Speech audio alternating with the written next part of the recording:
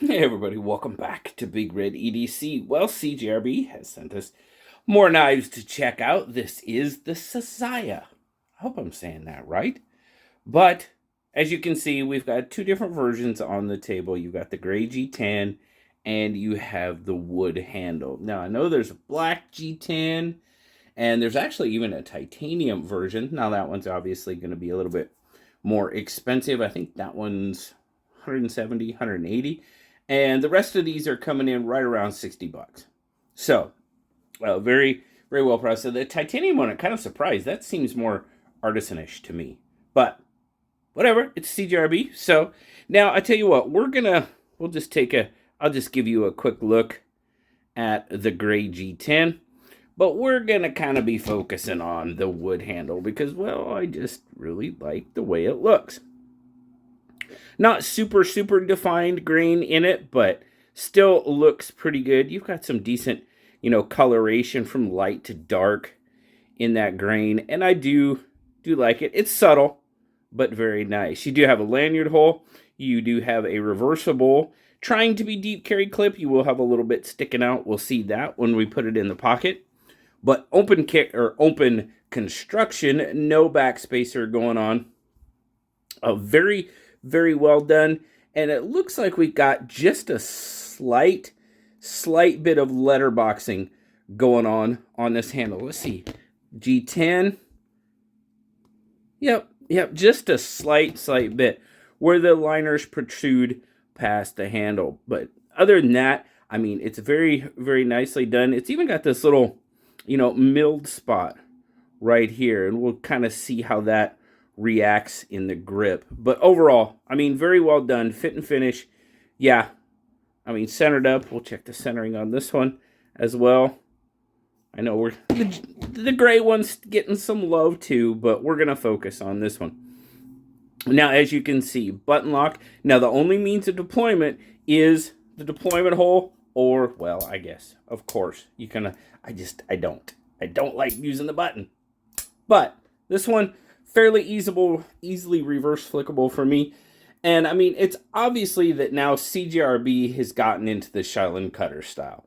I'm guessing they've seen the success with it that some other brands have had, and now they're putting out their interpretation of it as well. And they're all, the Shilin cutter, you're going to have the basic shape down for sure. Handles are going to be a little bit different. The blade style is going to be pretty much the same. There may be some differences with holes or thumb studs or whatever the case may be, but staying mostly true to the Shilin cutter style of knife. Now the action, not bad. Does snap out pretty good. Does take a little bit of a shake shut on this one.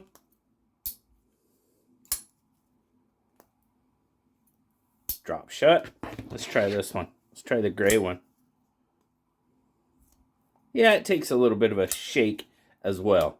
Not super drop shutty on either one of them, but for the most part, there we go.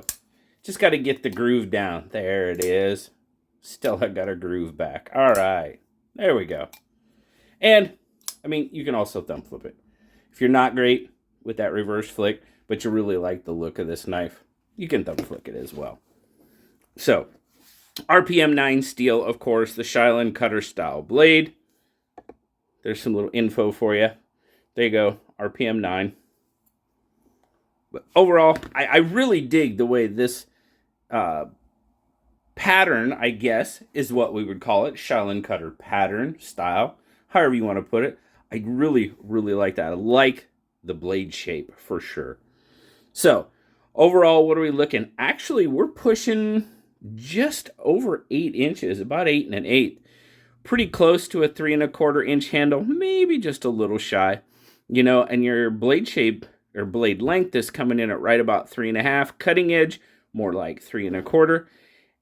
And then your point to point, as I carry it, I mean, I'm pretty far up there, and that's kind of where that comes into play. My index finger kind of lands on that milled out spot right there. So your grip length I mean, you can push it out to 4.5. Point to point, I mean, it's more of that 3.5, and that's pretty much where my hand fits, is right in that nice groove. So it feels absolutely fantastic in my hand. 100%. But okay, size comparisons. Try to get it, we'll go handle the handle here a little bit more. Obviously, at over 8 inches, it's going to be a lot bigger than the bug out. And might even be, it's right at PM2. PM2 is a very, very good comparison. If I've got them lined up right, which I think I'm pretty close. Yeah, I mean, very PM2. PM2's got the length down for sure. This one does have, it's got a tiny bit of button stick to it. I don't know if you can hear it, but it does have a little bit. 3.8 ounces overall, or 109 grams. Nothing too major as far as the weight goes. And then in the pocket, like I said, it's going to be, you know, it's trying to be deep carry, but you will have just that tiny little bit sticking out of your pocket. Nothing crazy, just a little bit. But overall, like I said, fit and finish, pretty darn good. Action is good. I mean, it flips out okay. Little bit of a button stick. You know, you got to give it that little flip shut. It's not super, I mean, it's got a decent drop and shake. So not too bad. Not too bad overall. Comfort? Oh yeah. That's where it gets me. It is super comfortable in hand. It's got that slight curve in the handle. My hand fits right in that nice curve. Very, very pocket clip. I was a little concerned about, but as you can see, it's hitting right in those grooves in my hand, and it feels absolutely fantastic. My finger does kind of grip that milled out spot, and it kind of lays in it on this side.